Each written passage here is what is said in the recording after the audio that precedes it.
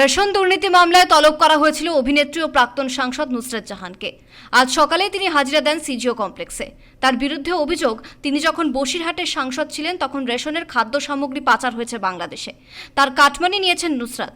কাল প্রথম দফার নির্বাচন রয়েছে রাজ্যে। 29 এপ্রিল দ্বিতীয় দফার নির্বাচন।